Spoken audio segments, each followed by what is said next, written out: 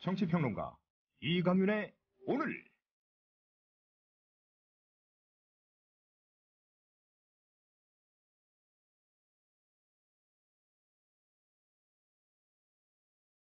안녕하십니까, 이강윤입니다. 1월 27일 화요일을 시작합니다. 세월호 실종자 수습과 진상규명을 위한 선체 인양 촉구 도보 행진이 어제 시작됐습니다. 단원고 두 학생의 아버지가 십자가를 들고 전국을 샅샅이 돌아 대전에서 프란치스코 교황께 십자가를 전달했던 게 그 뜨거웠던 지난 여름입니다. 이제 엄동설한 한겨울, 그들은 다시 한대로 나섰습니다. 돈 몇 푼 더 벌려다가 세월호 침몰되고 그 난리가 났는데 돈 많이 드는데 꼭 인양해야 되느냐는 소리가 여권에 책임있는 사람들 입에서 나오고 있습니다. 세월호 진상규명위원회에서는 아직 신통한 얘기가 들리지 않고 있습니다. 지난 봄, 그리고 지난 여름, 그 많던 슬픔과 분노는 다 어디로 갔을까요? 분노와 당위만으로는 역사가 바뀌지 않는다는 것, 얼마나 많은 사람이 더 피눈물을 흘려야 알 수 있을까요? 단 한 사람도 살려내지 못했지만 침몰 원인과 사인조차 밝히지 못한다면 누가 우리를 부모라고, 가족이라고 부르겠습니까? 잠시 후 시작합니다. 부장님, 대리운전은 뭐 부를까요? 아, 대리운전 블랙박스 주는 1800-6606 대리운전이 있지 않은가? 아, 20회 이용 시 블랙박스를 주는 1800-6606 블랙박스 대리운전이요? 그럼 검색창에 블랙박스 대리운전을 검색해보게. 홈피에는 다양한 상품들도 있다네. 저기 부장님, 블랙박스 대리운전에서는 국민TV에 후원도 한다면서요. 자네도 블랙박스도 주고 후원도 하는 1800-6606 이용하게. 역시 대리운전은 1800-6606.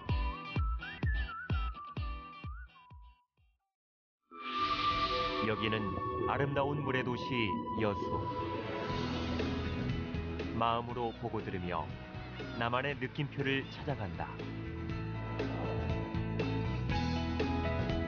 몸과 마음이 쉬어가는 곳, 우리를 살맛나게 하는 곳, 아름다운 여수로 오세요.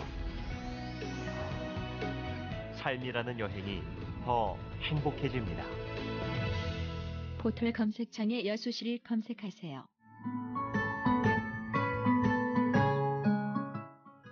청춘이란 깊은 샘물에서 오는 신선한 정신, 유약함을 물리치는 용기, 안위를 뿌리치는 모험을 뜻한다. 시인 사무엘 울만의 말입니다. 1994년 300여 명 시작한 참여연대는 20년이 지난 지금 14,000명의 회원을 가진 한국의 대표적인 시민단체로 성장했습니다. 시인의 말처럼 참여연대는 앞으로도 청년의 마음으로 활동하겠습니다. 성역 없이 감시하고 비판하겠습니다. 더 좋은 세상을 위해 두려움 없이 도전을 멈추지 않겠습니다. 국민TV 청취자 여러분, 20살 청년 참여연대와 함께해주세요. 회원가입은 홈페이지 peoplepower21.org, 전화는 서울 723-5300번입니다. 시민의 힘으로 운영되는 단체, 참여연대는 정부 지원금을 받지 않습니다. 네, 1월 27일 화요일입니다. 뉴스 브리핑 시작하죠. 시사평론가 송명훈 씨 연결하겠습니다. 안녕하세요. 네, 안녕하십니까. 안녕하세요. 정의화 국회의장에게서 최동욱 전 검찰총장의 냄새가 난다. 네네. 이거 무슨 얘기입니까? 일단 그 정의화 국회의장의 보좌관 아들, 네. 이 전화 SNS에 이제 먼저 폭파에 대한 얘기를 올렸고, 그 이후에 이제 25일 새벽에 전화 협박까지 했다고 기사가 나오고 있는데, 오늘 4시에 그 용의자가 귀국을 했어요. 네. 그때 조사를 받게 되는 시기이긴 한데 이 전화 협박 사실이 확실한가 이 부분에 대한 진술이 지금 정확하게 나오고 있지 않습니다. 이게 25일 새벽 2시면 현지 시간으로는 24일 저녁 5시에 좌우거든요. 네. 23일에 이미 그 보좌관이 그 아들의 행위를 알고 출국을 했으면 네. 충분히 아들을 만날 수 있는 시간이었거든요. 네. 그런데도 불구하고 그 시간대에 ARS로 새벽에 전화를 할 수 있었을까 하는 부분도 제가 개인적으로 의심이 가고요. ARS로 전화를 했다는 얘기입니까? 그렇죠. 그 시간대는 새벽 2시기 때문에 녹화가 되거든요. ARS로 어떻게 전화를 할 수 있죠? 그 말씀이 뭐냐면 청와대 민원실에 전화를 하게 되면 네. ARS로 녹음이 되는 네, 거죠. 네, 네. 그렇게 거기에 표현을 녹음을 해야 5살 오해의 이상 소지가 나눴다는 없죠. 거죠. 아니, 네. 그렇게 표현을 해야 오해의 소지가 없는 거고. 네네. 어쨌거나 청와대에서는 그 시간에는 ARS가 자동 응답 장치가 작동이 돼서 어디서든 걸려오는 전화를 ARS가 받게 된다. 이 말씀이시죠? 그렇죠. 네, 그런데 그 아버지가 갔다고 해서 그 아들이 그런 전화를 하기가 힘들 거라고 추정하거나 주장하는 근거는 뭔가요? 일단 아버지는 지금 있는 사태의 심각성을 확인하고 아들을 제지하기 위해서 갔고 예. 그 아들이 사전에 그 시간 전에 이미 그 도착한 당시에 귀국해서 조사를 받겠다는 것을 밝혔는데 네. 프랑스에서 온 전화가 있어서 이 전화가 그 정의화 의장의 보좌관 아들이 한 전화라고 추정을 하고 있는 단계거든요. 그 ARS에 녹음된 내용은 없답니까? 그러니까 물론 녹음된 녹취록이 있습니다만 음성이 확인된 것도 아니고, 네. 네, 그거에 대한 대조도 끝나지 않은 상황에서 무조건 프랑스에서 왔다는 전화이기 때문에 동일인일 것이라고 추정하고 있는 상태에서 보도가 나가고 있는데요. 아하, 네. 현재 종편과 보수 언론의 제야들은 청와대 폭발 용의자 정의화까지만 나오고 있어요. 예. 그리고 일단 그 댓글들과 어떤 그 올라와 있는 반박문들이 정의화 그 국회의장에 대한 책임을 주장하고 있는 부분이 있거든요. 예.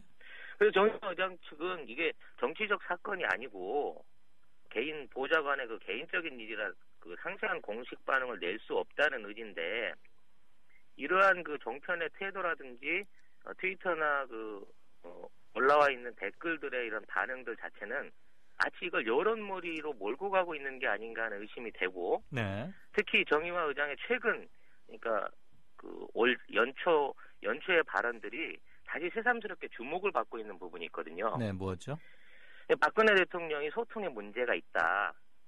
정상회담을 다녀와도 뭐 직접적인 설명도 없고 법안을 던져놓고도 설명을 하지 않고 청와대를 초청하거나 그런 구체적인 내용이 없이 너무 권위적으로만 지금 국정을 진행하고 있다. 예. 직통 전화는 4개월째 한 번도 통화한 적도 없고 수행 비서만 통화가 된다. 예. 이런 내용이 있었고요. 여기에 대해서 이제 친위 반박 인사로서 그 정의화가 대통령에게 굉장히 그 불손한 행동을 하고 있다 하는 그 여론들의 그 보도들이 많이 일어나고 있었거든요. 네. 또한 김무성 대표가 그 세월호 특별법을 직권 상정하는 과정이나 중재 등에서도 정의화 의장한테 굉장히 그 불편한 심기를 언론에 노출했던 적이 있는데 네. 이게 현재 그 국회 통제력을 강화하고 반박 인사를 찍어내기 위한 어떤 그 최동욱식의 네.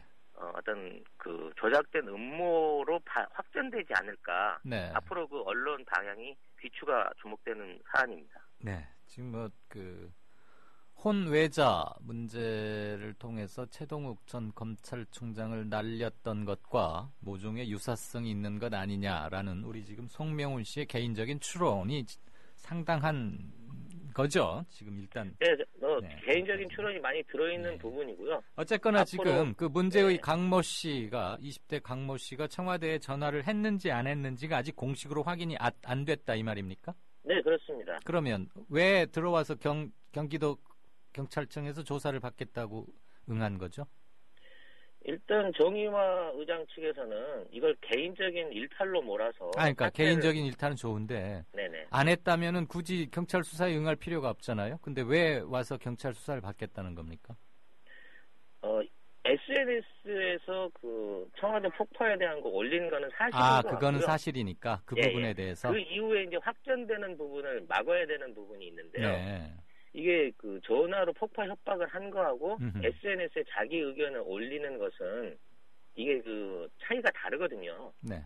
그리고 그 실제적인 폭파 협박으로 이게 받아들여진다고 하면 이제 거기에 대한 어떤 법적 책임 부분이 커지는 부분이 매우 있고요. 달라지죠. 네네. 네, 어쨌거나 또 그런 지금 청와대에 협박 전화를 한 사람이 문제의 강모 씨인지 아닌지에 대해서는 특정하기 위해서는 좀 더 수사를 조금 지켜볼 필요가 있다. 이 시간까지는 그렇게 정리를 하는 게 낫겠습니다.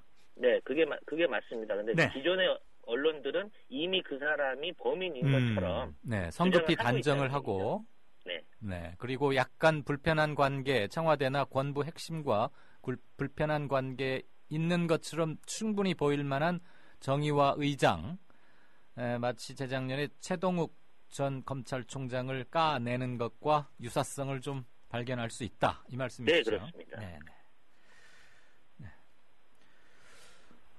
이런 얘기가 뭐 처음 나온 얘기는 아닌데 다시 한번 충격과 경악 그리고 확실한 조사, 재조사 이런 게 필요하다는 느낌을 줍니다.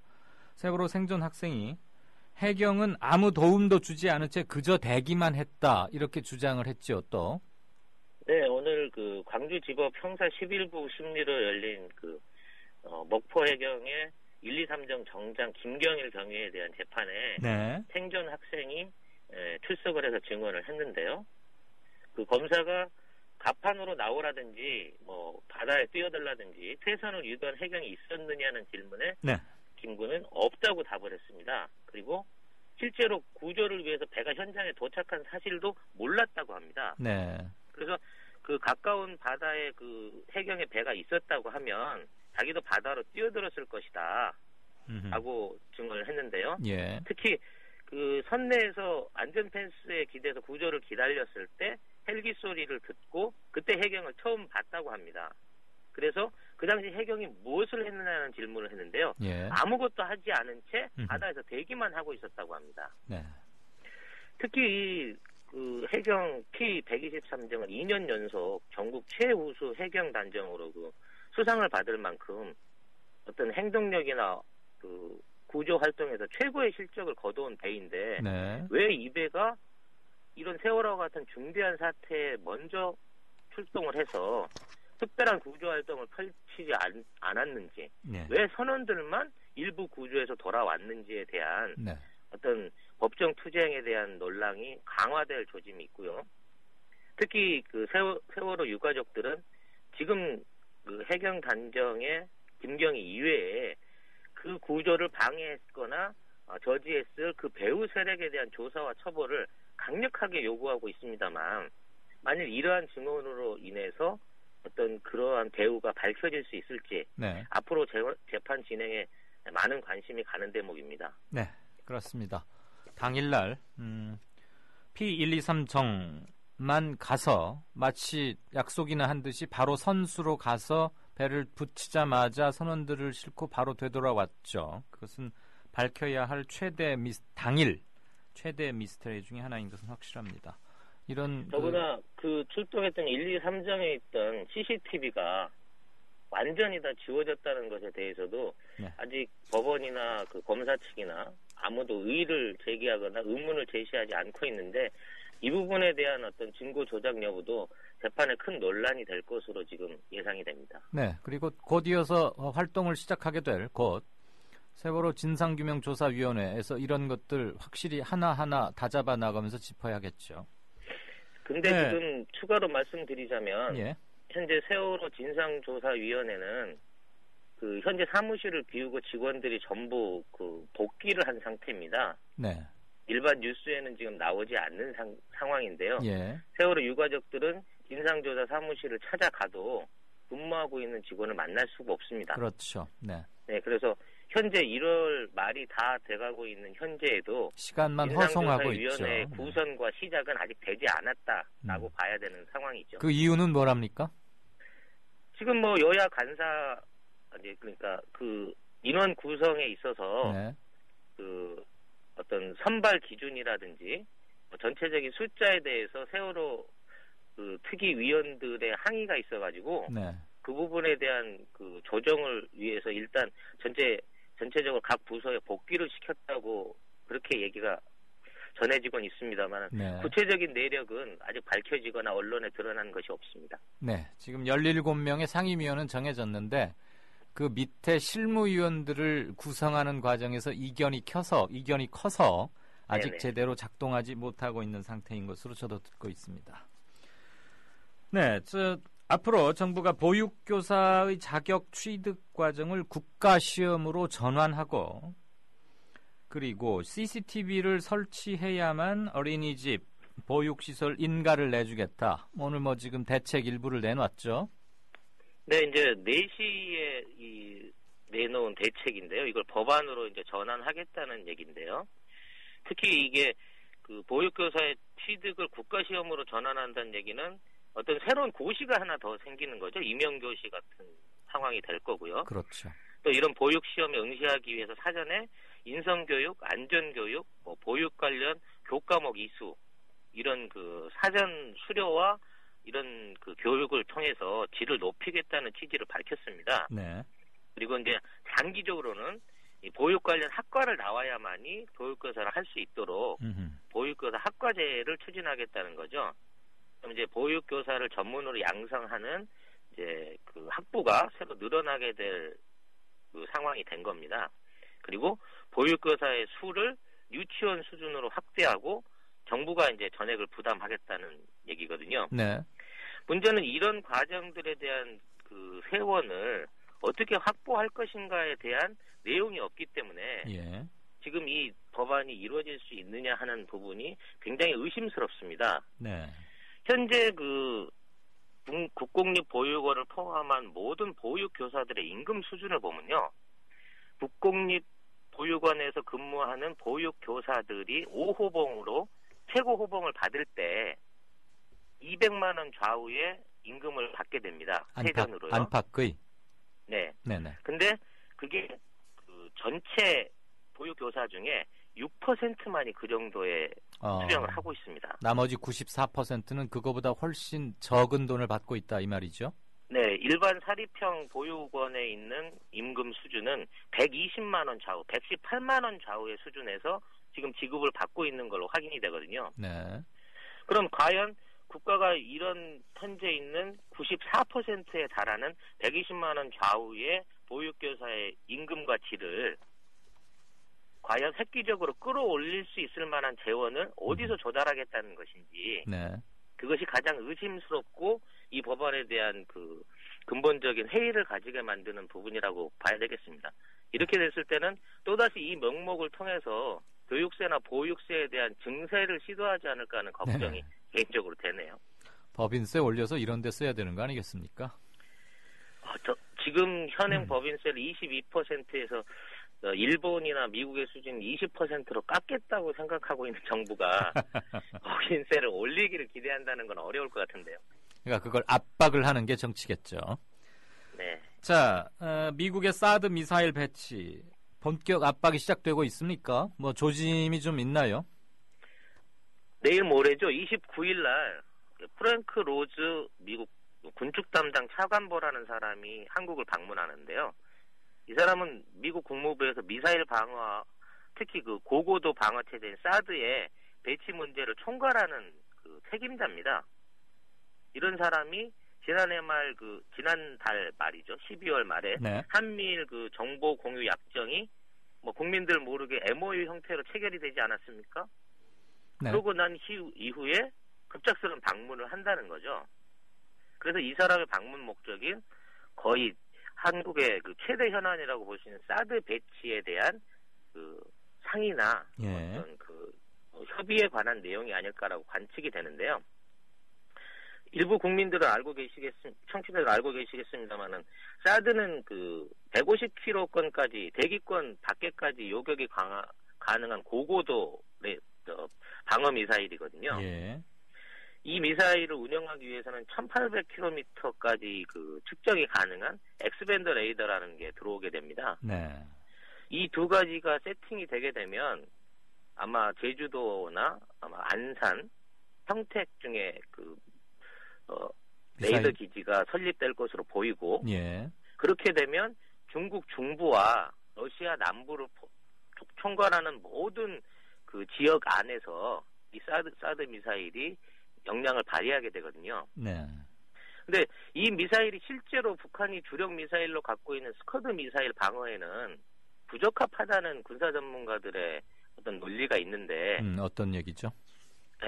스커드 미사일 같은 경우에는 고고도로 날아오는 게 아니라 저고도로 날아오는 미사일이기 때문에 이렇게 탄두가 그 대기권 밖으로 치솟아서 떨어지는 장거리 미사일을 요격하는 사드는 실질적으로 우리나라 안보 상황에는 필요가 없다는 지적들이 계속 있었거든요. 네.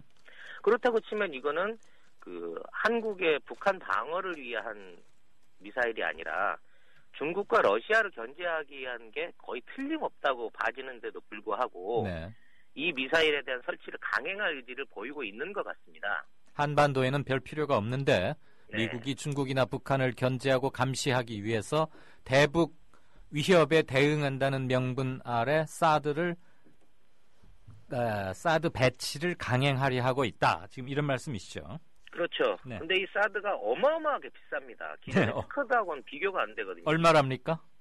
이 사드 미사일이 한 개가 네. 2천억 정도 하고요. 한 기에. 예, 이 10기가 한 세트로 이게 구성이 되어 있습니다. 아, 그렇군요. 그럼 이게 2조 원이라는 얘기거든요. 네. 근데 한반도 전역을 커버하기 위해서는 최소한 3세트 정도를 설비를 해야 된다고 하면 네. 물경 6조 원 좌우의 비용이 들 것인데 네. 이 비용을 미국이 댈 리는 절대 없다는 거죠. 네. 따라서 우리 국방비에도 굉장히 큰 부담이 될 수 있는 사안이기도 하고 예. 우선은 중국과 러시아의 그 반발과 외교적 고립이나 그렇죠. 또는 국지전이 발생할 수 있는 여력이 생길 수 있는 가장 위험한 미사일입니다. 네. 만일에 우리와의 사이가 아닌 중국과 러시아가 미국과 좋지 않은 군사적 긴장 상태가 생긴다고 하면 그들이 가장 먼저 공격 목표로 잡을 지점이 네. 사드 미사일 배치가 돼 있는 군기지일 가능성이 높다는 걸 인식해야 되거든요. 네. 하여튼 현재 우리 국방 당국이나 이미 그 작전권을 반환을 연기해버린 상황에서는 네. 이걸 어떻게 우리 정부와 국방부가 효과적으로 그 운영해 나갈지. 네. 결국 운영권도 우리한테는 없는 미사일이거든요. 네, 네. 그래서 이런 부분에 대한 거를 좀 심도 있게 잘 처리해 줬으면 하는 덧없는 기대를 가지고 있습니다. 덧없는 기대. 네, 덧없는 기대라고 말해야 되겠네요, 지금. 네. 우리 성명훈 씨가 어제부터 이강류의 오늘에 합류해 주셨는데 아주 독특한 어투와 매우 예리한 그런 시각을 보여주셔서 반갑습니다. 특이한 게 안팎의 대개는 이렇게들 쓰는 말을 좌우의 이렇게 표현하시는군요. 이제 오늘 마지막 뉴스 한번 들어볼까요? 조금 짧게 압축 좀 해서 전달해 주셨으면 좋겠습니다. 시간이 조금 오버돼서요.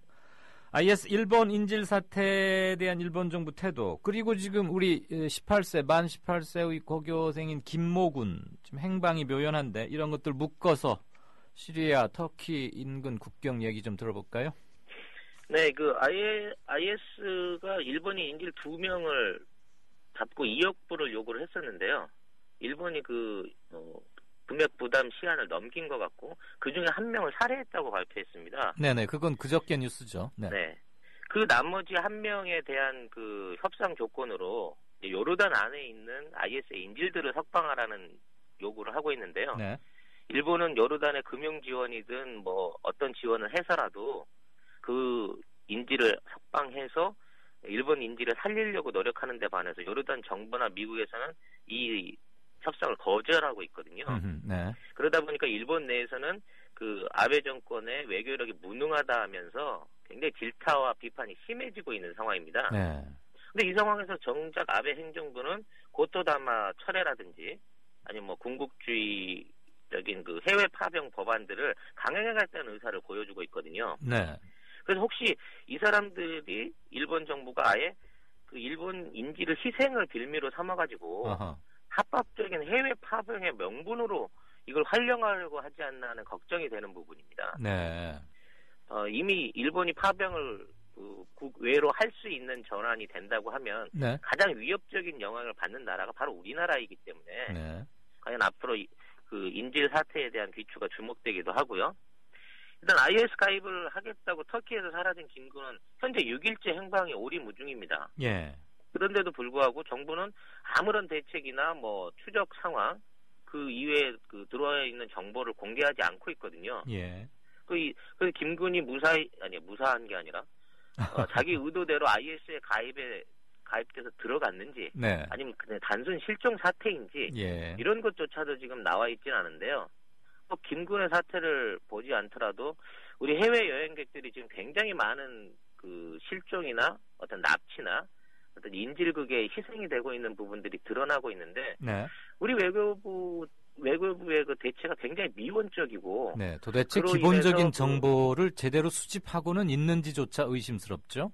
정보는 그렇더라도 그 인질로 잡혀 있는 인질에 대한 협상 자체도 네. 국가 차원에서 전혀 그 진행하지 않는 모습들을 보여주고 있기 때문에 늘어가고 있는 해외 여행자들의 어떤 불안 요소로 앞으로 작용할 수 있지 않을까 하는 걱정도 되고요. 지금 또 하나의 청취자분들이 불운한 잠깐만요. 행정이- 청취자분들이 오해를 할 대목이 있는데 우리 한국인 중에 지금 현재 인질로 잡혀져 있는데 협상을 진행하지 않고 있다는 것으로 들립니다. 방금 설명한 것 보충 설명 그 좀 부분은 하시겠습니까? 이제 과거에 소말리아에서 네. 그 인질 사태라든지 네.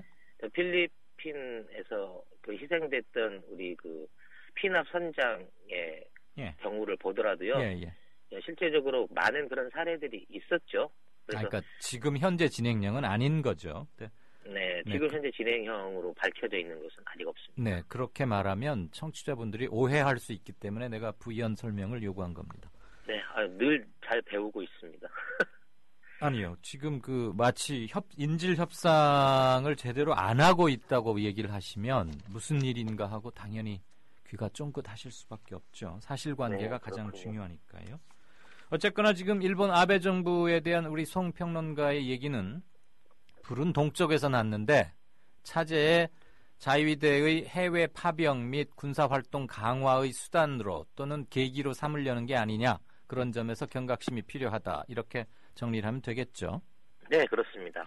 네, 오늘도 국내외 안팎 여러 가지 뉴스들을 전해주셨습니다. 지금까지 뉴스브리핑의 시사평론가 송명훈 씨였습니다. 네, 감사합니다. 고맙습니다. 미디어 협동조합을 아시나요? 우리는 정치 권력에 눈치 보지 않습니다. KBS, MBC와 달리. 다만 수만 조합원의 통제를 받습니다. 우리는 광고 자본에 의존하지 않습니다. SBS와 달리. 다만 수만 조합원의 조합비로 운영합니다. 우리는 사주가 한 사람이 아닙니다. 조중동 등 족벌 언론과 달리. 다만 수만 조합원이 주인입니다. 그래서 미디어 협동조합이 만드는 국민TV, 국민라디오, 국민TV 뉴스는 가장 순도 높은 뉴스를 선사하고 있습니다. 조합원으로 함께해 주십시오. 조합원 가입과 문의는 홈페이지 국민.tv 또는 서울 전화 3144-7737로 하시면 됩니다. 네, 5시 59분입니다. 게시판을 조금 보고 다음 코너로 들어가죠. 오동팔님, 도대체 어떻게 하면 좋습니까? 그렇네요. 여러분 지금 보셔서 아시겠지만 오늘자 뉴스들입니다. 우리 사회가, 이 나라가 너무나 암울하다 그러면서 각 뉴스 사이트에서 물론 뭐 좀 우울하고 문제 있는 것들만 모아놓긴 했지만 이게 의도적인 편집상의, 오동팔님이 편집상의 왜곡을 했다고 생각되진 않습니다. 너무 어처구니 없는 일들이 천연덕스럽게 여기저기에서 일어나고 있는 것들, 그걸 아마 개탄하시는 게 아닌가 싶습니다. 하나 볼까요? 하나하나. 경기도 고양에서 빚독촉에 시달리던 50대 가장이 숨진 채 발견됐습니다. 오늘 오후 3시 12분에 입력된 기사군요. 경향신문에. 그리고 연합뉴스 3시 31분 기사, 육군 여단장이 사단이나 군단이 아닌 사단보다 조금 작은 규모의 그 군 조직체를 말하는 거죠. 육군 모 여단장이 부하 여군을 성폭행한 혐의로 또 긴급 체포됐습니다. 현직 사단장이 부하 여사관 성추행 혐의로 구속된 지가 불과 몇 개월이 채 되질 않는데, 불과 2달 정도밖에 되지 않죠. 그런데 또 이런 일이 일어났군요. 오후 1시 8분에 어디 기사일까요? 아마 대구메일과 부산일보 같은 얘기 같은데, 영남 지역이 발끈하고 있다. 왜냐? 박근혜 대통령이 지방 곳간을 빼가면서 지방의 무능을 탓한다. 이래가지고 영남 지역이 지금 여론이 좋지 않답니다. 발끈, 이런 표현을 썼군요. 메일이라고 되어 있는 건 대구메일을 말씀하시는 것 같고, 부산은 부산일보를 얘기하시는 것 같습니다.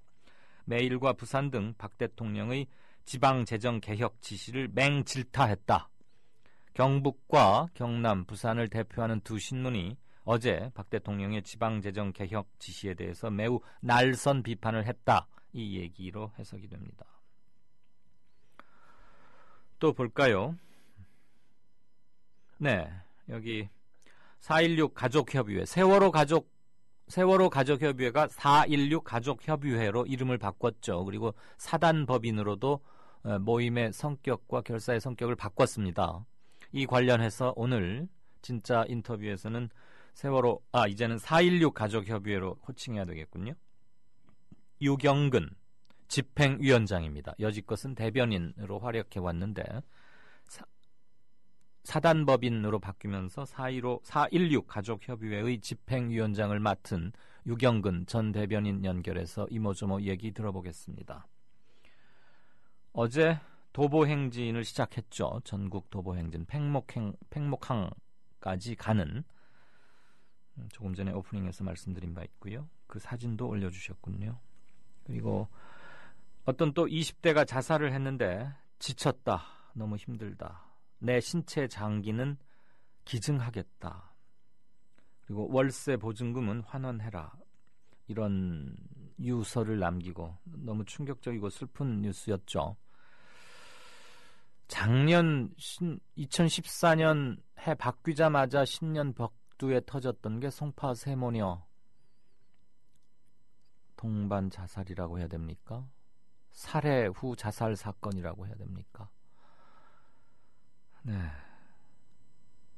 그리고 서너 달 있다가 세월호 사고가 터지면서 뉴스에서 조금 밀려났었습니다. 작년 연말에 부랴부랴 관련법이 통과가 되긴 했는데 올 초에 또 이런 일이 생겼군요. 지적 장애를 앓고 있는 언니를 혼자서 보살피며 근근히 살아오던 20대 여성이 목숨을 끊었습니다. 지난 24일 오전 10시 대구 수성구의 한 식당에 주차된 승용차에서 올해 28세의 류모 씨가 번개탄을 피워놓고 숨진 채 발견된 사연입니다. 차마 목이 메어서 더 이 말씀을 드릴 수가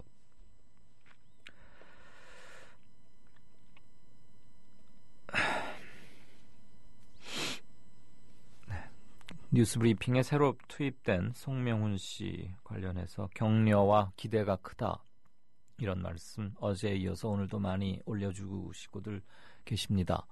인기가 대단하신 모양이군요.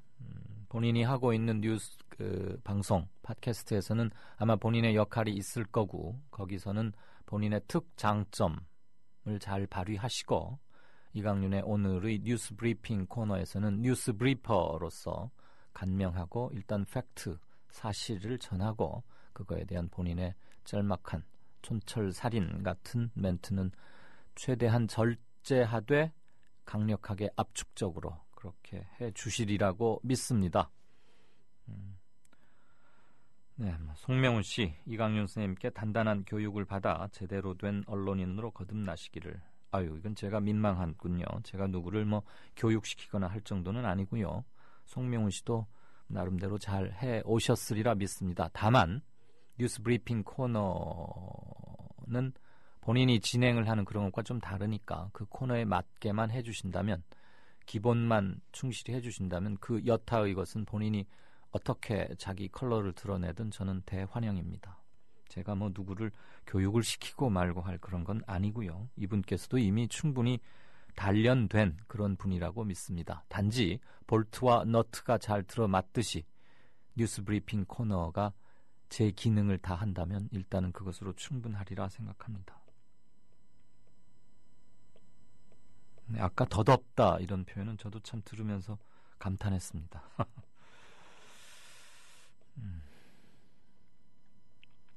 공릉동 아줌마라는 닉네임. 이분 참 오랜만이시군요. 제가 이강윤에 오늘 막 시작했던 작년 4월 1일 고무렵, 그때는 이렇게 게시판을 통해서 소통한다는 것 자체가 신기했는데 이분께서 격려와 기대를 많이 표현해 주셨던 기억이 납니다. 세월호 트라우마는 지워지지 않을 것 같습니다. 직접 당사자가 아님에도 자주 꿈꾸고 꿈속에서조차 눈물 흘리는데 막상 그 가족, 당사자들은 어떨지. 그렇죠. 그랬더니 머니라는 닉네임을 쓰시는 분께서 그러니 잊지 말아야 한다. 진상규명이 완전히 될 때까지 설령 그게 몇 년이 걸리더라도, 이렇게 화답을 해주셨군요.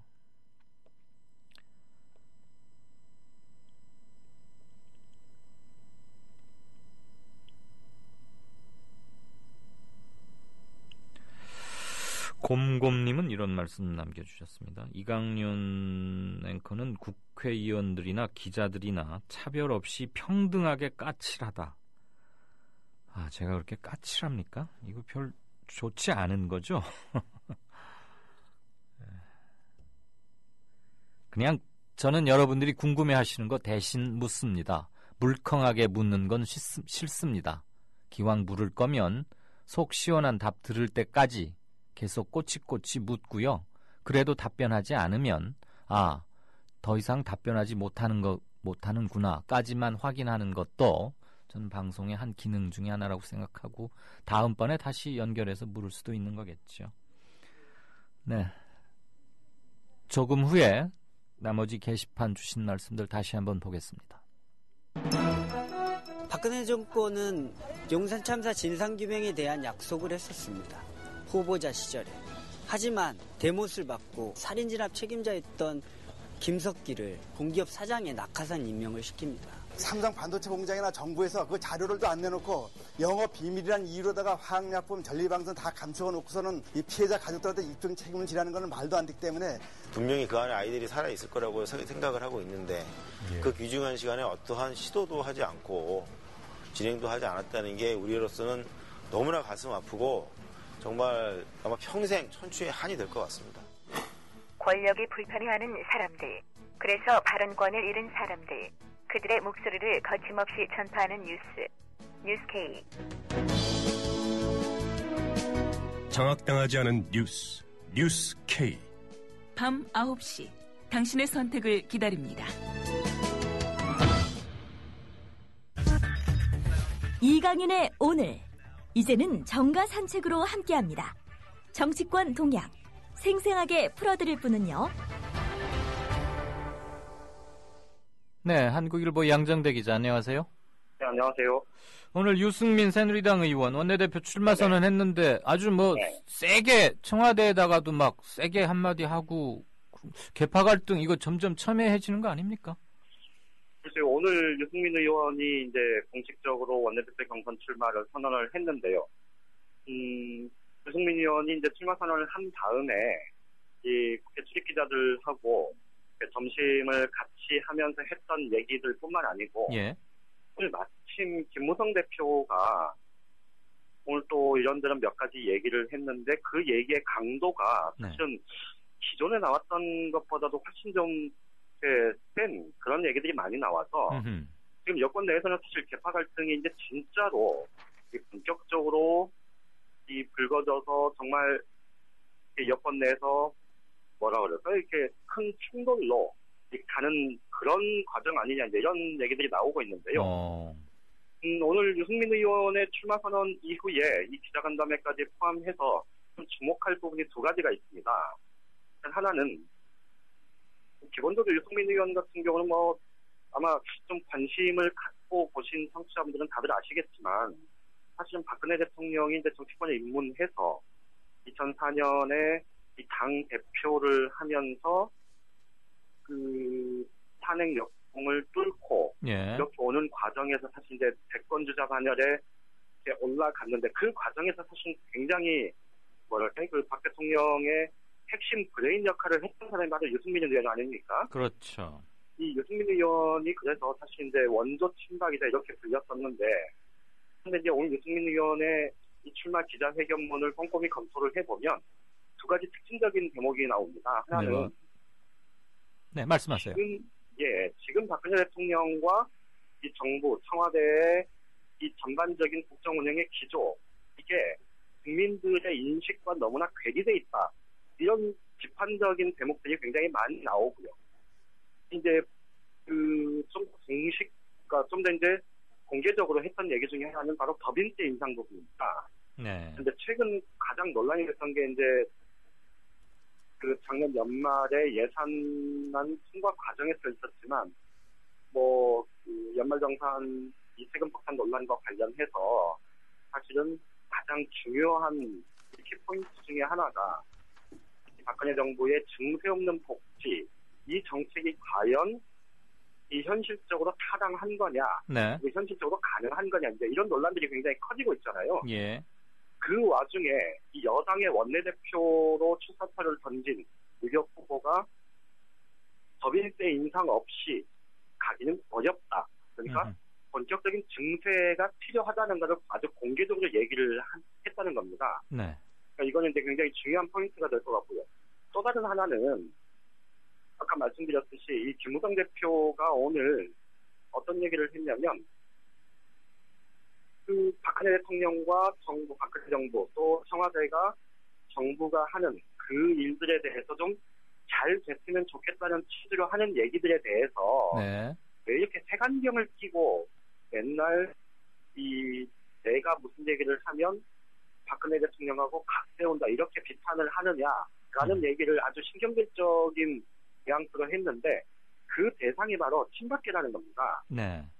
그러니까 이 김무성 대표가 그동안에 사실 본인이 이제 처음에 당대표가 될 때 이 청와대 할 말은 하는 대표가 되겠다고 했지만 실제로 이 양반이 대표 된 다음에 그렇게 못했다는 게 아주 전반적인 평가였는데 오늘 이제 개헌 문제를 포함해서 이 이재호 의원의 주장을 적극적으로 옹호해 주면서 자신이 하고 싶은 이런 얘기를 아주 좀 격정적으로 쏟아냈는데 이게 하필이면 이 원내대표 경선에서 이 비주류 혹은 이제 탈박 이렇게 불리는 유승민 의원의 출마 시점과 맞물려서 이게 이 한꺼번에 이 상승작용을 일으킨 그 시점이었단 말이죠.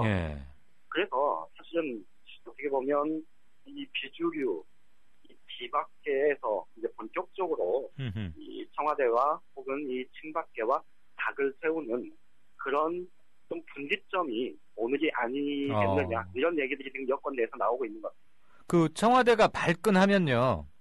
네네. 유승민 후보가 이기기 힘든 거 아니에요? 너무 무식한 질문인가요? 사실 개인적인 제 판단으로는 어제도 말씀을 드렸지만 상식적으로 보면 박심이 실린 후보가 지금 원내대표 경선에서 승리한다는 건 조금 이렇게 국민적인 정서 혹은 국민적인 비판 여론 이런 것들과 맞지 않다. 그렇지만 새누리당 의원들의 면면을 보아하니 그런 상식적인 국민 일반의 상식과 이 괴가 갖출지는 모르겠다. 제가 어제 이런 말씀을 드렸었는데 지금 사회자께서 질문하신 대로 사실은 청와대에서 아주 박근혜 대통령의 의중이 실린 이런 얘기가 나오면 솔직히 그 의원들의 표심이 어떻게 갈지 그거는 어느 쪽이다 이렇게 장담하기는 사실 어려울 것 같아요. 현재는. 다만 말씀드렸듯이 비수교 비박계에서 이제 내년 지금 이번 원내대표의 경선에서 뽑히는 사람은 내년 총선에서 사실은 상당한 영향력을 행사하는 그런 그렇죠. 원내대표 아닙니까? 예. 그 점까지 고려를 한다면 예.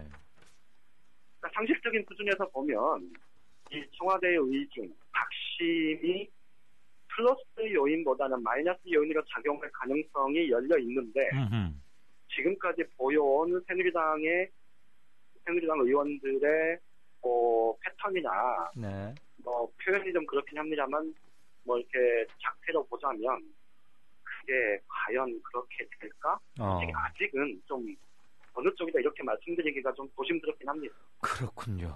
그나저나 유승민 의원이 아주 작심한 듯 현재 대통령 인기 가지고는 내년 총선 이길 수 없다. 딱 이래버리니까 아주 그냥 비수를 턱 밑에다가 바로 턱 갖다 대는 것 같더라고요. 그렇죠. 그러니까 이제 본인 스스로는 사실 많은 여전히 박근혜 대통령과 박근혜 정부의 성공을 위해서 사심없이 뛰는 사람이다라고 얘기를 하지만 이게 이제 정치적인 해석은 좀 다르게 나올 수 있는 거잖아요. 네. 아마 유승민 의원도 그런 부분들에 대해서 유승민 의원이 바보가 아닌 이상 그 양반이 지금까지 해온 그런 정치적인 행보를 보면 그것이 충분히 논란거리가 될 것 알면서도 얘기를 했다 이렇게 보는 게 맞을 것 같습니다. 그러게요. 당연히 계산했겠죠. 정치 한두 번 하는 사람도 아니고 그 유 의원은 자기 아버지도 정치했던 분이죠. 그렇죠. 네. 그러니까 저 같은 사람이 봐도 야 이거 선전포고 같다 느끼는데 그거 계산 안 하고 했겠어요. 또 저쪽에서 뭐라고 나올 수도 있고 그럼 나는 또 어떻게 그것까지도 아마 해놨겠죠. 그렇게까지 아마 다 준비를 하고 있을 겁니다. 이게 갈수록 재밌어지네. 근데 실은 2월 8일 저 새정치민주연합 전당대회는 이 원내대표 자리보다 더 큰 걸 놓고 겨루는데 어떻게 새누리당 원내대표 뽑는 것보다도 관심을 덜 받는지 뭔지 좀 그러니까 그게 참 야권 지지하시는 분들 입장에서 보면 굉장히 좀 답답한 상황일 텐데요. 그러게요. 그러니까 말씀하신 대로 사실 여기 이제 원내대표 뽑는 거고 저쪽은 이제 당권 주자. 당권 주자가 당권을 누가 잡느냐에 따라서 사실 이제 2017년 100번의 향배도 사실 이제 어렴풋하게 되게 틀이 보이기 시작하는 그런 선거를 하고 있는데도 사실 좀 국민적인 관심권에서 굉장히 많이 멀어져 있지 않습니까? 왜 그래요? 기자들이 기사를 안 써요? 아니면 써서 보내도 위에서 기사 안 내줘요? 제가 볼 때는 크게 두 가지 이유가 있는 것 같아요. 일단 하나는 무엇보다도 이 당권 경쟁 자체가 이 현실적으로 제기되고 있는 여러 가지 현안들, 정치적인 쟁점들 이런 것들을 좀 적극적으로 이렇게 수용하면서 그걸 이렇게 치고 나가는 그런 좀 이렇게 각 후보 때 전략이 집중이 돼야 되는데 그거하고는 조금 거리가 있는 식으로 계속 가고 있으니까 사실 정치 정점 현안 이런 것들하고 좀 비춰서 있는 듯한 그런 모습으로 비춰지는 게 하나가 이유가 큰 것 같고요. 그다음에 또 다른 하나는 이게 아마 이제 방금 말씀드렸던 거하고 좀 맞물리는 문제이기도 한데 이렇게 친노 비노의 구도 이런 것들을 당 내에서 좀 의식적으로 좀 희석시키면서 새로운 이렇게 새로운 새정치민주연합 새로운 야당의 모습 이런 것들을 보여주기보다 이 당 내 지분의 문제 이런 것들에 조금 더 집중하는 그런 모습을 보이기 때문이 아닌가 싶습니다. 그러니까 두 가지 점이 이제 두 가지를 말씀드렸는데 이게 이제 결국은 맞물리는 문제인데 예를 들면 이런 거죠. 그러니까 박지원 후보 같은 경우는 사실 각종 여론조사에서 보면 전체적인 여론조사에서는 조금 밀리는 듯한데 이 당원 혹은 이제 권리당원이나 대의원 투표에서는 문재인 후보에 좀 더 앞서는 그런 여론조사 결과가 좀 나오고 있지 않습니까? 그러다 보니까 이 득표의 이렇게 핵심 전략 혹은 타겟을 당 내로 돌리고 있다는 거죠. 이인영 의원이나 문재인 의원 같은 경우는 사실 좀 바깥쪽을 향해서 얘기를 많이 하는데 박지원 의원이 그렇게 얘기를 하면 사실 즉자적인 반응이 오는 거는 당 내일 수밖에 없지 않습니까? 그렇죠. 그러다 보니까 이게 자꾸 희석이 되는 거예요.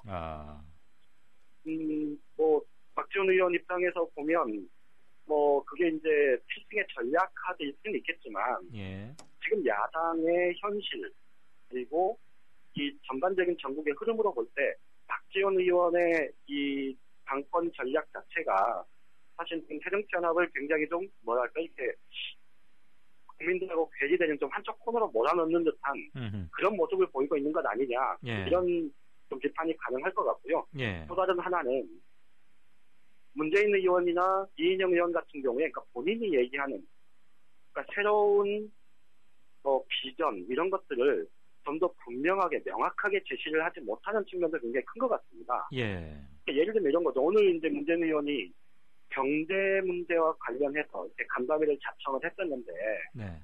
이 이유는 지금 최근에 이제 이 연말정산 세금폭탄 논란도 그렇고 어제 박근혜 대통령이 강조한 이 지방 재정의 개혁 문제도 그렇고 예. 결국은 국민들이 먹고 사는 문제와 이 정부가 좀 다르게 가고 있다는 거에 대한 이제 포인트를 잡고 본인이 그것에 대해서 내 생각은 이렇습니다라고 이제 적극적으로 얘기를 하고 싶었던 것 같은데 예. 그럼에도 불구하고 이렇게 임팩트가 크지 않은 거는 예. 결국은 이 문제를 이렇게 이미 벌어져 있는 상황에 좀 이렇게 따라가는 듯한 그런 모습을 보이고 있기 때문이 아닌가 싶습니다. 그러니까 예를 들면 뭐 문재인 의원이든 박지원 의원이든 이인영 의원이든 이 당권을 새정치민주연합의 이 수권 정당으로서의 능력을 보여주려는 그런 생각을 갖고 있다면 이 현안이 터졌을 때 그것을 당장 표에 도움이 되느냐 되지 않느냐와는 무관하게 이거를 뭐랄까 좀 세게 끌고 나가는 그런 좀 모습을 보였으면 그게 결과적으로는 사실 이 당원 대의원 또 일반 국민들한테 어필을 했을 텐데 그 부분이 자꾸 이렇게 한 발 두 발씩 비춰지고 있는 것 아니냐 이런 좀 뭐랄까 비판적인 그런 예. 시각이 가능하다는 거예요. 굉장히 중요한 대목을 말씀해 주신 것 같습니다. 지금 이게 내일 모레 3, 4일 뒤의 얘기가 아니고 이 행위 자체가 본인들의 정치인으로서의 역정뿐만이 아니라 당의 진로와 운명 그리고 지지자들의 그렇죠. 정서 네. 형성에 대단히 중요한데 그런 점에서는 조금 아쉬움을 주는 대목인 것 같습니다. 네, 역시 귀를 쫑긋하고 들었더니 지금 이제 새정치민주연합의 전당대회가 이제 오늘이 27일이니까 이제 딱 열이틀 남았잖아요. 그러게. 그런데 열이틀 이미 이제 절반 이상이 이제 반환점을 이미 돌았는데 이 국민적인 관심 적어도 당 내에서조차도 이런 관심의 뭐랄까 이 정도가 조금 더 떨어지는 듯한 그런 양상을 보이는 거에 대해서 사실은 이 당권 주자들이 뭐랄까 조금 아까도 말씀드렸듯이 이 당 내 이 논의의 틀을 좀 한정하지 않는 그런 조금 더 자유로운 뭐랄까 이 표현이 좀 그렇긴 한데 좀 자유분방한 이 현안에 대한 자신의 입장들을 밝혀내고 좀 상황들을 끌고 가는 그런 능력들을 누군가 보여주지 않으면 이번 전당대회에서 누가 당권을 잡더라도 사실 당 입장에서 좀 이렇게 이후 향후 전국의 주도권을 잡기는 굉장히 어려울 수밖에 없을 것 같다. 이런 우려가 커질 수밖에 없는 상황인 것 같습니다. 그거 참 굉장히 중요한 타이밍이라는 것을 모두가 알면서도 그렇죠. 안 살리는 건지 못 살리는 건지 그렇습니다. 네, 알겠습니다. 오늘 우리 양정대 기자의 특히 새정치민주연합 전당대회 관련 발언 부분은 리포트 부분은 당 사람들이 좀 전략팀에서나 두고 꼼꼼히 좀 들었으면 좋겠습니다. 네, 잘 들었습니다. 내일 다시 연결하죠. 예, 고맙습니다. 네, 정가산책 지금까지 한국일보 정치부의 양정대 차장이었습니다. 가정마다 여러 가지로 지출할 곳이 많이 있을 텐데 연말 정산 문제로 인해서 국민들에게 더 큰 어려움을 드리지 않도록 방법을 강구하는 것이 필요하겠습니다. 지금 이 멘트는 아마 이 말씀을 하기 위해 던진 밑밥인 것 같습니다. 지자체의 자율성이나 책임성을 오히려 저해하고 있는 것은 아닌지 면밀히 살펴보고 제도적인 적폐가 있으면 과감하게 개혁을 해야 될 시점이라고 생각합니다. 지방교부금을 줄이겠다.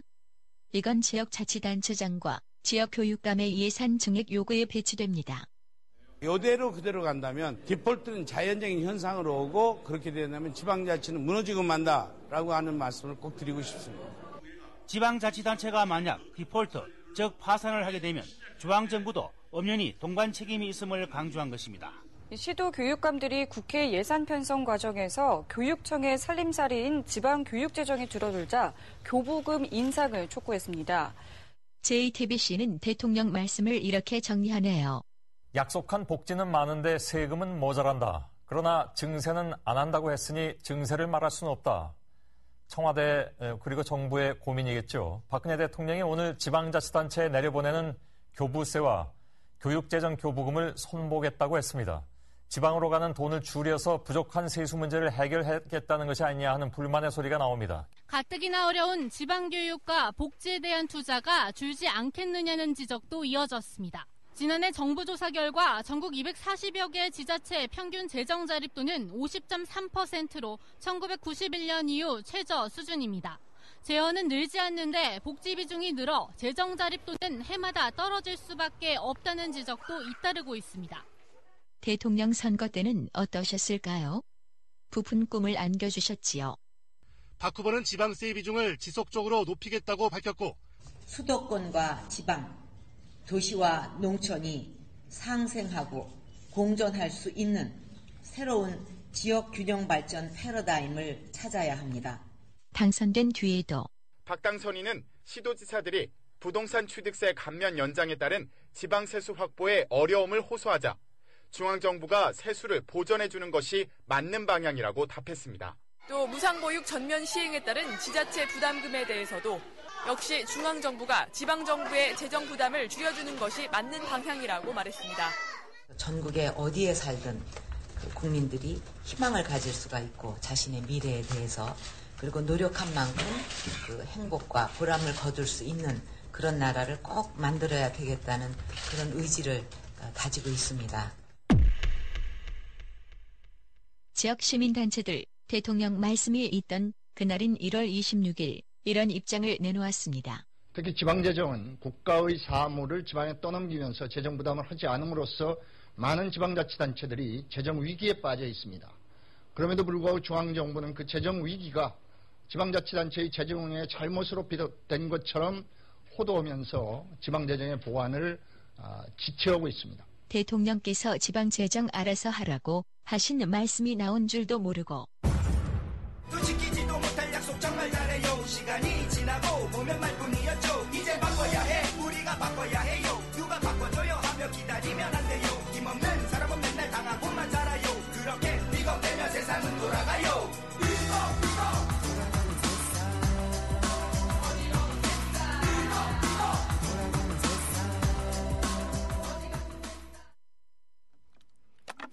네, 6시 28분 들어왔습니다. 게시판 조금 보고 진짜 인터뷰 유경근 4.16 가족협의회 집행위원장 연결하겠습니다.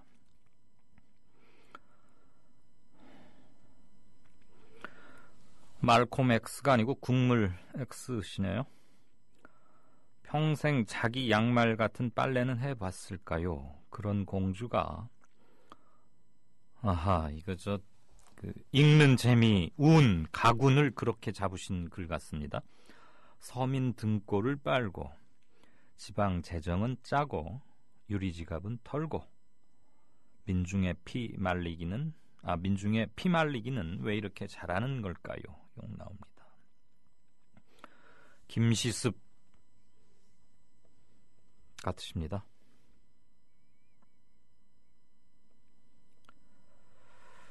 노형동 이씨, 제주도에 계시는 분이시죠? 반갑습니다. 제주도 지금 날씨는 어떤지 모르겠네요. 서울은 약간 추운데 국민들은 강한 야당을 원하지 착한 야당은 필요 없다. 네.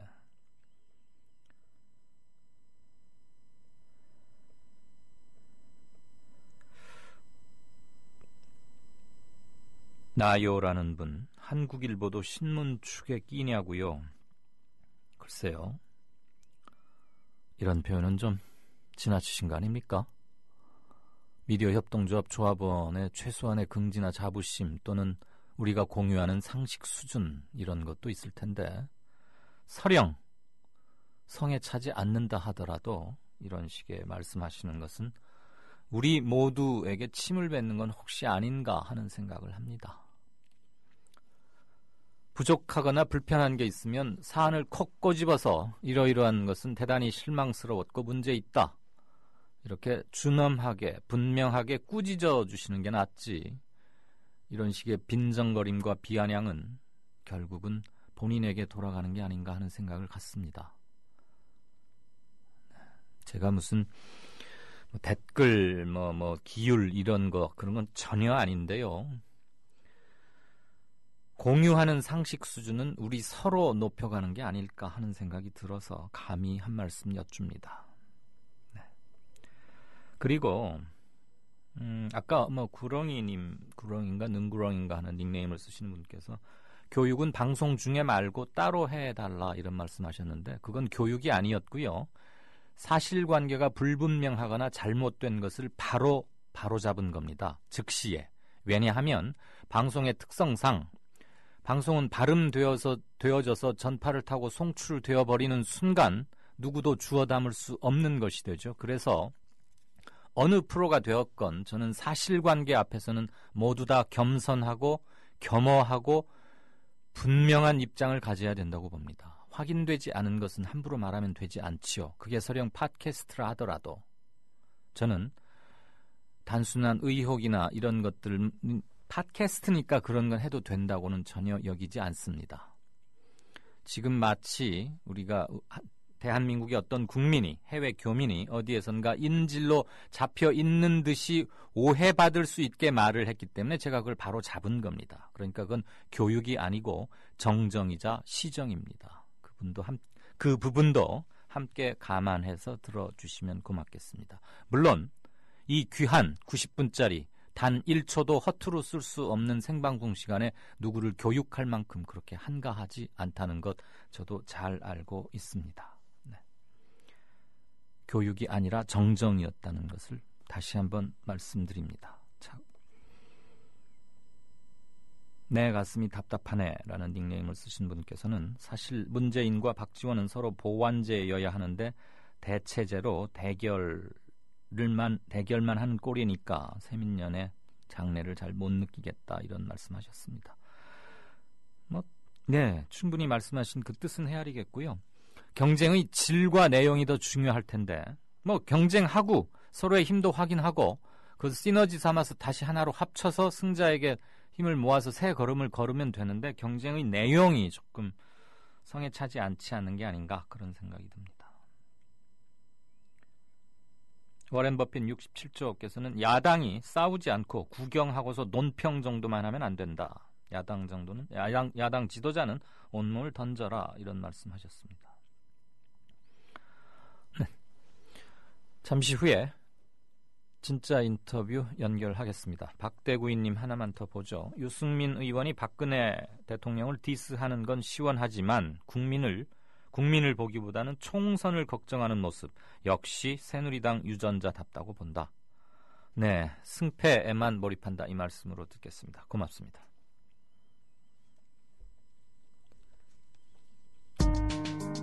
조합원의 가장 멋진 책임 바로 조합비 납입입니다. 미디어 협동조합도 그렇습니다. 월 11,000원의 조합비 납입자 늘고는 있지만 아직 절반 수준입니다. 혹시 잊으셨나요? 자동 납부는 가장 편리한 방법입니다. 홈페이지 국민.tv로 들어오셔서 신청하실 수 있습니다. 더 신속한 처리를 원하시면 mediacoup12@gmail.com 혹은 서울 3144-0933으로 연락주세요. 저희가 친절하게 도와드리겠습니다. 미디어 협동조합은 조합원 여러분의 조합비의 무게를 실감하고 있습니다. 공정 뉴스로, 그래서 자부심으로 보답하겠습니다. 지금 여러분께서는 정치평론가 이강윤이 진행하는 이강윤의 오늘을 듣고 계십니다. 이강윤의 오늘은 팟캐스트 포털 팟빵에서 다시 들으실 수 있습니다. 의견과 건의가 있으시면 게시판에 남겨주세요.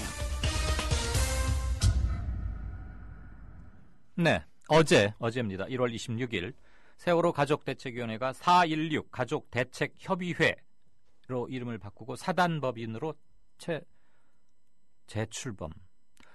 출범했습니다. 재출범은 아니군요. 그리고 임원들, 대표들 면면도 바꿨고 감사, 변호사 이런 분들 다 선임을 해서 훨씬 더 탄탄한 외곽 조직을 갖추었다고 보입니다. 그리고 어제 10시에 세월호 인양 촉구 도보 행진을 안산 합동 분향소에서 기자회견 후 바로 시작했습니다.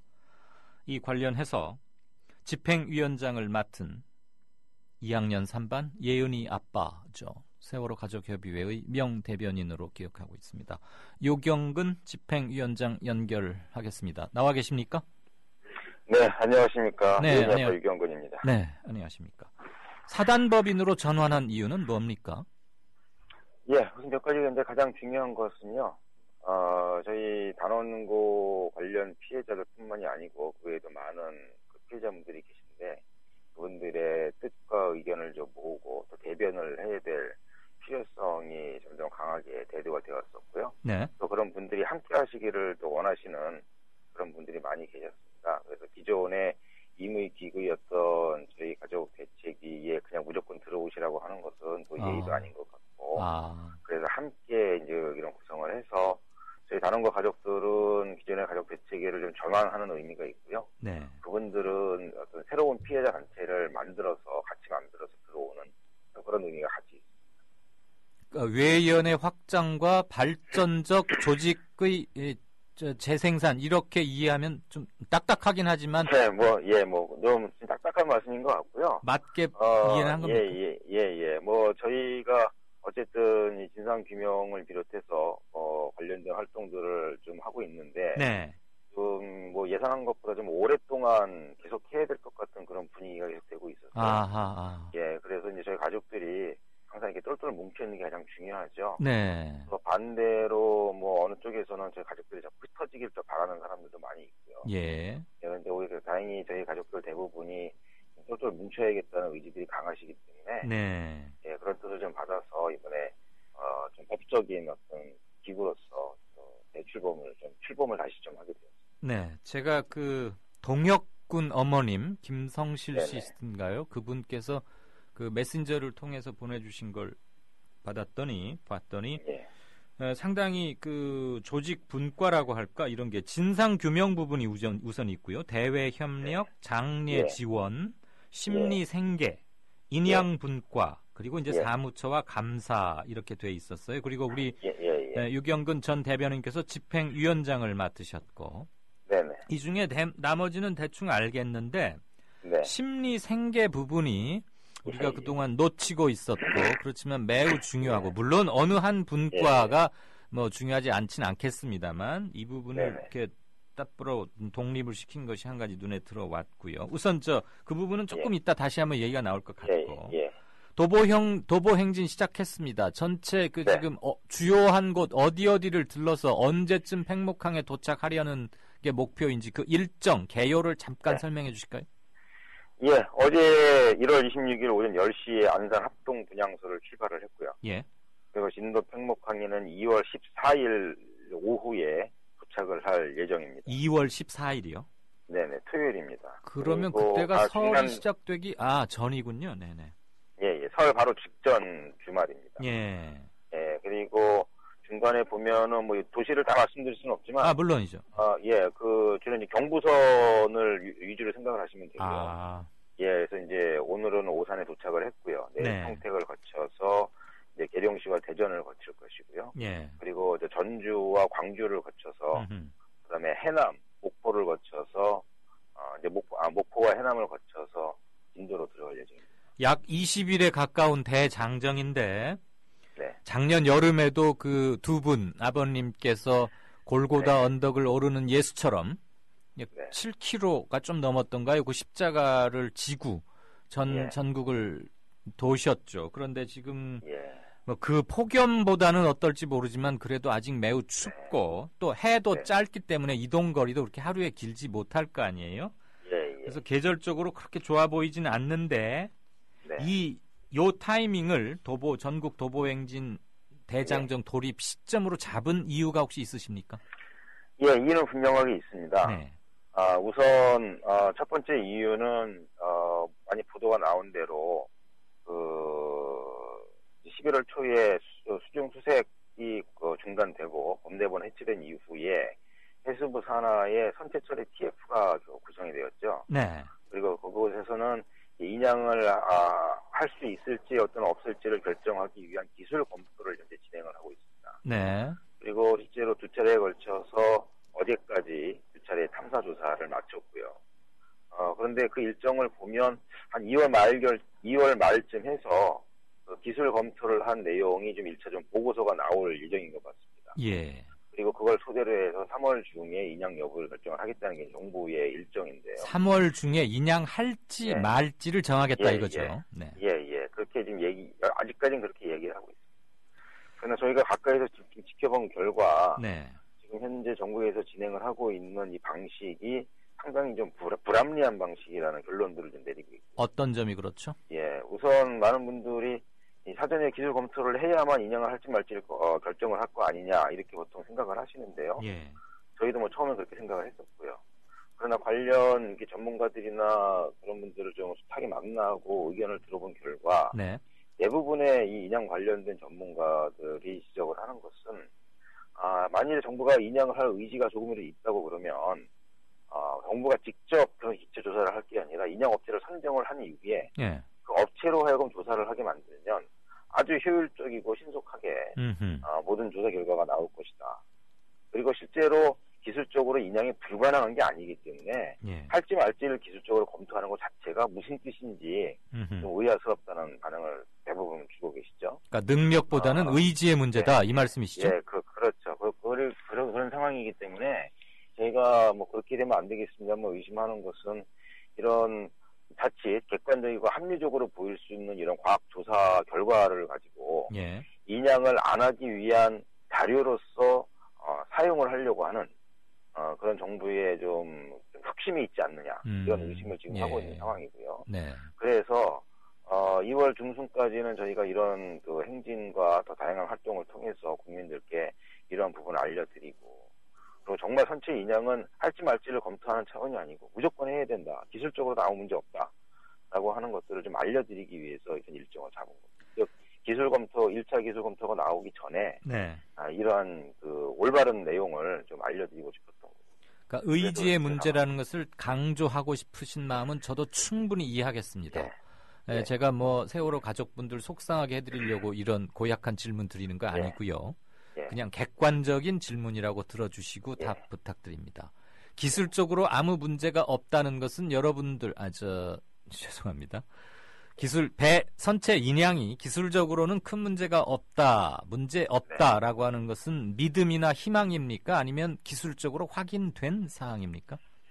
예, 제가 이 자리에서 기술적으로 구체적인 증거를 제시하기는 어려운 상황이지만요. 아직은. 그러나 저희가 그 의견을 듣는 곳들이 실제로 그 인양을 직접 하던 업체들이라든가 관련 전문가들하고 숱하게 만나 상담을 했었고요. 그리고 현재 세월호의 상태라든가 이런 것들을 충분히 저희가 파악을 하고 있기 때문에 그런 걸 근거로 해서 이제 미팅을 하고 상담을 했을 때에 대부분의 전문가들은 기술적으로는 문제가 없다는 의견을 공통적으로 주고 계시다는 이야기입니다. 혹시라도 일부에서 기술적 난점 이런 얘기로 들고 나올지도 몰라서 가족 대책위 측에서는 어떤 견해를 갖고 계신지를 확인 단순한 희망사항이 아니라는 거 알겠습니다. 충분히 근거가 있다는 것을 분명히 말씀드립니다. 그 점을 재확인하려고 질문을 드렸었습니다. 그 언딘도 말하자면 인양 전문 그런 업체 아니었나요? 그런 업체의 후보군에 들어가 있고요. 갖추고 있는 설비라든가 장비 규모로 보면 국내에서 상당히 탑 클래스에 있는 업체인 게 분명합니다. 그러나 이제 아직 국내에 있는 인양 업체들 또는 군한 업체들 같은 경우에는 이런 대형 규모의 인양을 직접 해본 경험은 거의 전무한 상황이죠. 그렇죠. 왜냐하면 20년 동안 서해 페리오 말고는 배가 깔아앉은 적이 없잖아요. 천안함 때는 좀 특별한 경우였고. 현재 지금 기술 검토도 그래서 이제 해외에 있는 이런 경험이 있는 업체의 전문가들이 들어와서 협조해서 같이 지금 진행을 하고 있는 상황이고. 그래서 국내 업체에 있는 분들도 전망을 하기를 실제로 정부가 인양을 결정을 하고 계약을 한다고 그러면 국내 업체보다는 해외 업체하고 할 가능성이 좀 높을 것 같다는 의견도 주고 계십니다. 아, 대형 해난, 군안 사고나 인양 작업을 경험해 봤던 곳으로부터 할 가능성. 어쨌거나 현재까지의 정부 입장은 3월 중에, 그러니까 약 한 달 반쯤 후에 세월호 지금 47m쯤 수심 밑에 가라앉아 있는 거죠? 예, 그렇습니다. 그것을 꺼낼지 말지를 결정하겠다는 겁니다. 그럼 만에 하나라도 인양하지 않겠다고 결정을 내린다면 네. 이미 이제 9분 아직 시신을 찾지 못한 실종 상태로 돼 있는 9분에 대한 수색도 포기하는 것이고 세월호를 건져서 배의 어떤 부분에 문제가 있었고 이런 것을 실지 확인 또는 현장 확인조차 하지 않겠다는 거 아니겠습니까? 네, 그렇죠. 그 의지 표명을 3월에 하겠다.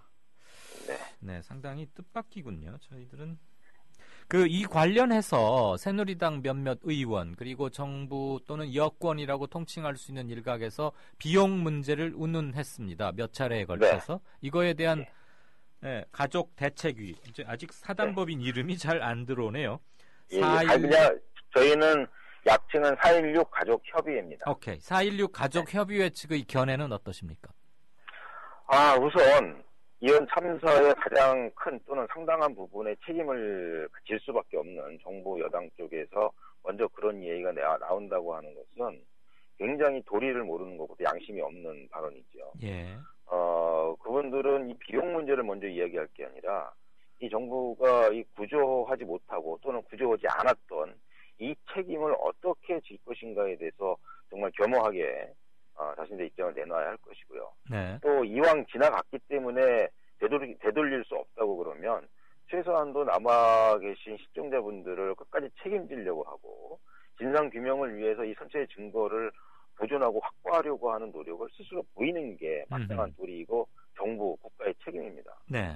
그런 것들을 논하기 전에 비용을 먼저 갖고 이야기를 하고 세금 갖고 이야기한다고 하는 것은 오히려 국민들로 하여금 이런 일 같은 경우에 정당하게 세금 또는 비용이 쓰여져야 한다고 하는 것을 설득할 주체인 정부가 오히려 거꾸로 그것 때문에 안 된다고 이야기하는 것은 끝까지 자신들의 책임을 지지 않고 놔버리겠다는 거죠. 과연 이런 국가, 이런 정부에서 어느 국민이 안심하고 살아갈 수가 있겠습니까? 알겠습니다. 조금 다른 질문 하나 드리겠습니다. 네. 특별법은 통과가 됐고 세월호 진상규명조사위원회 17명의 상임위원까지는 인선이 됐는데 개점 휴업 상태입니다. 왜 그런지 혹시 공식적으로 또는 비공식적으로라도 전해 들은 바 있으십니까? 지금 개점 휴업이라는 표현이 참 정확하신 것 같고요. 사실은 지금도 그 문제 때문에 지금 서울에 올라가는 차 안에서 지금 이동 중인데요. 네네. 지난 주말부터 해수부와 안행부에서 파견이 되었던 공무원들이 다 철수를 했습니다. 네, 다 원대 복귀했죠, 일단. 예, 다 원대 복귀를 한 상황이고요. 그 내막을 저희는 일부 파악을 했습니다만 조금 더 확인 작업이 필요하기 때문에 구체적으로 말씀을 드릴 수 없는 일단 얘기고요. 확인된 부분만이라도 조금 전해주시면 안 될까요?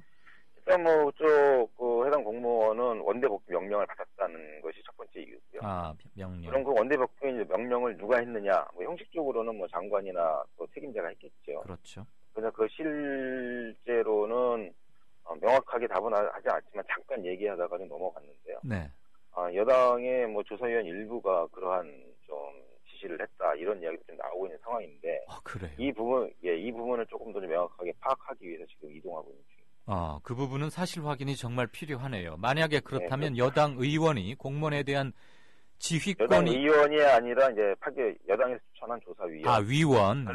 의원이 아니고 위원이요. 네. 어쨌거나 그 문제입니다. 왜냐하면 활동 시한이 최장 1년 6개월밖에 안 되는데 그것도 최장으로 늘려서 1년 6개월인데 벌써 지금 한 달 가고 있는 거 아닙니까? 그거는 좀 바로 잡겠습니다. 아직 위원회가 정식 출범을 안 했기 때문에. 네네. 현판식 같은 걸 하지 않았을까? 그로부터 1년 6개월이다 이거죠.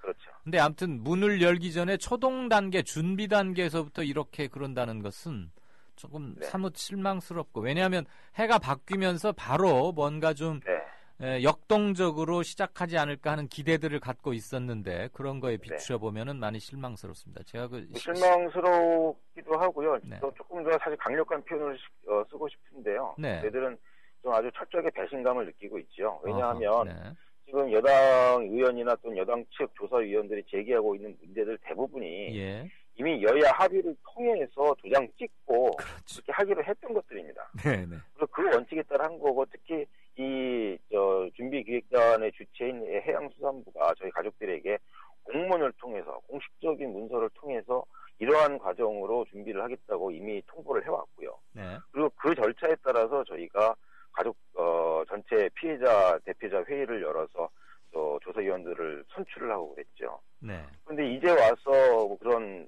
준비기획단의 활동 자체를 근본적으로 부정을 한다고 하는 것은 자신들이 그렇게 길게 협의해서 도장 찍어놓고 지금 와서 나 몰라라 오히려 거꾸로 가는 것.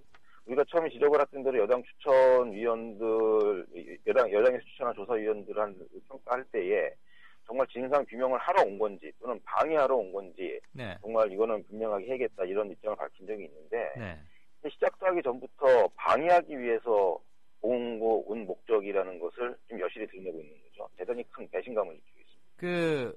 17명의 상임위원 중에는 유가족 측에서 추천한 분이 3분인가 아마 있죠?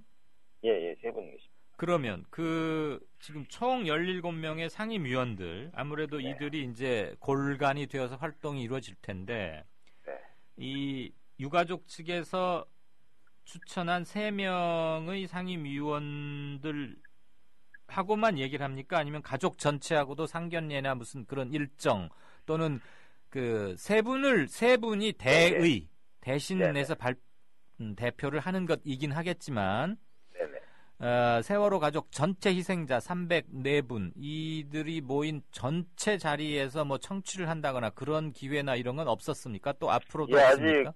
특별조사위원회 차원에서 그러한 자리는 아직 마련되지 않았고요. 특별히 좀 말씀을 드리고 싶은 건 저희가 추천한 3분의 위원들이 계십니다만 그러나 또 한간 특히 이제 여당 쪽이나 정부 쪽에서는 또 가족들의 영향력이나 또 가족들의 어떤 그런 의견이 너무 편파적으로 받아들여지는 것 이런 걸 역시 좀 경계하고 있는 것도 현실입니다. 물론 이제 합당한 지적이라고는 볼 수 없는데요. 그러나 어찌됐든 그런 여러 가지 다양한 오해들을 부식하기 위해서 저희는 지금도 좀 의도적으로라도 그 3분 위원들과 좀 거리를 두려고 노력을 합니다. 오히려 그런 차원이 아니라 정말 무엇을 진상조사를 해야 될지에 대한 그런 좀 합리적인 그런 내용들을 전달을 하고 의견을 서로 주고받는 알겠습니다. 그런 차원에서 일을 진행을 하고 있고요. 지금 다음 주에는 전체 17명 조사위원들과 저희 가족들이 좀 임원들 중심으로 되겠습니다만 좀 만나서 의견을 교환할 기회가 좀 생길 것 같습니다. 알겠습니다. 불필요한 오해를 피하기 위해서라도 유가족 측 대표하는 상임위원 3분 말고는 접촉하지 않고 있다. 그러니까 그 3분까지도 저희들은 의도적으로 약간 거리를 두고 있거든요. 그리고 개별적으로 만난다기보다는 항상 공식적인 그런 자리에서 만나서 논의하기 위해서 애를 쓰고 있습니다. 이렇게까지 신경을 쓰는데도 불구하고 많은 오해들이 불식되지 않고 오히려 확대 일부에서나마 증폭된다는 것 대단히 유감스럽고 안타깝습니다.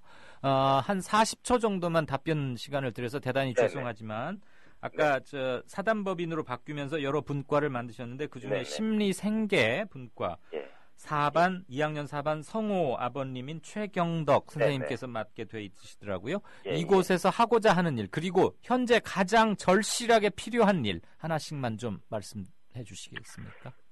가장 굉장히 많이 있습니다만 저희 그 피해 가족들 특히 생존자들, 생존 학생들 분들이 사실은 심리적으로 또 육체적으로 굉장히 어려운 상황에 점점 더 깊이 빠져들고 있고요. 결국 살아남은 이 피해자들이나 가족들의 문제가 생긴다고 하면 이것은 사회적으로 바람직하지 않지요. 그래서 그런 부분에 대한 지원과 이런 것들을 좀 굉장히 많이 신경을 쓰고 있고 그쪽으로 많이 집중이 되어 있습니다. 알겠습니다. 자, 제 말씀 들리십니까? 그렇습니다. 방금 올라온 어느 청취자분의 소감 한마디를 대신 전달해 드리겠습니다. 나중에라도 보실 수는 있으실 텐데요. 6시 52분에 낭만고양이라는 분께서 예은이가 아빠에게 감사할 것 같아요. 어떤 말로도 위로가 되지 않겠지만 예은이 아빠가 있어서 다행이라 생각됩니다. 미안하고 고맙습니다. 라는 글을 주셨습니다. 대신 전하겠습니다. 긴 시간 인터뷰 고맙습니다. 앞으로 네, 감사합니다. 정력적인 그리고 절제된 행동 통해서 진상규명에 확실히 한 걸음 다가갈 수 있기를 바랍니다. 예, 많은 도움 부탁드리겠습니다. 고맙습니다. 네. 네, 진짜 인터뷰 마치겠고요. 이강윤의 오늘이 준비한 순서는 여기까지입니다. 한 말씀만 드리겠습니다. 아까 한국일보도 신문 축에 끼느냐 뭐 이런 댓글을 보고 제가 말씀드리는 와중에 이곳은 아무나 글을 올릴 수 있다고, 그러니까 조합원만이 글을 올릴 수 있는 것이 아니라는 것을 저한테 일깨워 주셨습니다. 제가 그 말씀 드릴 때 잠시 착각했는데 조합원들의 명예가 손상이 될 수 있는 그 발언은 철회하겠습니다. 어쨌거나 청취자 우리 모두의 수준과 모둠을 통해서 그런 발언은 좀 안 하시는 게 어떨까 하는 생각을 하게 됐습니다.